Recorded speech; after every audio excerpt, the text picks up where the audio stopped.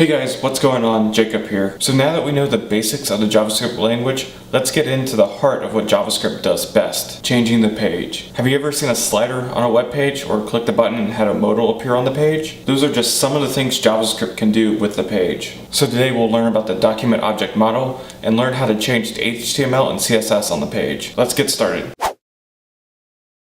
The document object model, or DOM, is a model that the web browser creates from the page. Each element on the page is a node or item in a tree. Elements that are nested inside other elements, like an h1 tag inside of a body element, are listed below their parent element. From here, each element has its own methods, properties, and events. We'll talk about events next time, but it's probably easiest to understand these objects as, well, objects that we've been talking about recently, with their own properties and methods. And we'll use these properties and methods to get, add, change, and delete elements on the page.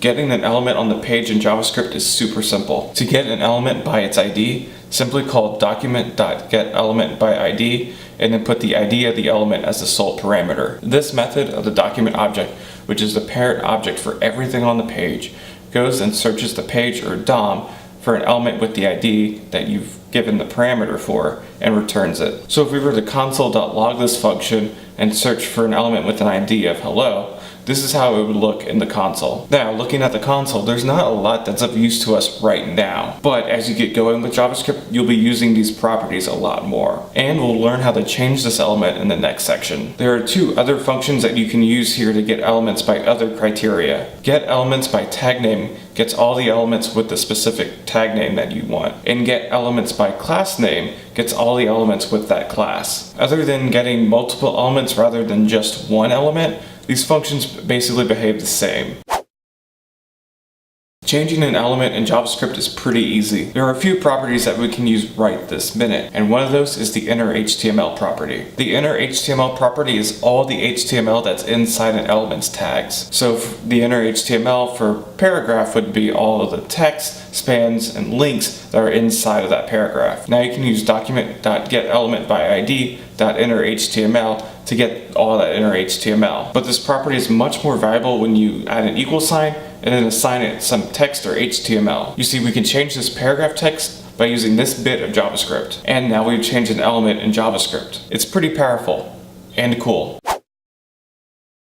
Okay, so I promise this is the last time with the copyright example in this series, but we're going to add a copyright section on our page with JavaScript, getting the year and printing it out. So in the HTML, create a div with an ID of copyright, then create a copyright.js file and link it to the page. Next, in the new JS file, create a new date object, then get our copyright element with getElementById and set it equal to the full year of our new date. Then go to the page and check out your work. If you don't need to use PHP, this is a great substitute, so you don't have to update the copyright year every year. So we've talked about how to change text in inner HTML with JavaScript. But what if you want to change an attribute's value? Well, you're in luck. It's just as simple as inner HTML. To change the value of an attribute, we use the same technique as inner HTML, except that we change inner HTML to the name of the attribute and then assign the value for that attribute. So say we want to change an image after we load the page. We would first add the image to the page with an ID, our image. Then in the JavaScript we would get that element by its ID, and then we set its source attribute to the new image. Finally, changing CSS in JavaScript is also super simple. Like HTML, we'll want to call an element, but instead of inner HTML or an attribute, we put style. And then after style, we put the property that we want to change. And finally, we set that equal to the value for that property. So let's say I have a div on a page that's 500 pixels by 500 pixels. The current background color is an off black color, but I want to change it to burnt orange. So in the JavaScript, I call the element, use style, and then the background color property. And then I set that all to the hexadecimal value for burnt orange. See? Pretty simple. Well, that's all for today. Next time we'll continue to talk about JavaScript, DOM, and changing things on the page. In the meantime, do you have any questions on what we went over today? If so, be sure to leave them down in the comments below and I'll do my best to answer them. But until next time, good luck and happy coding.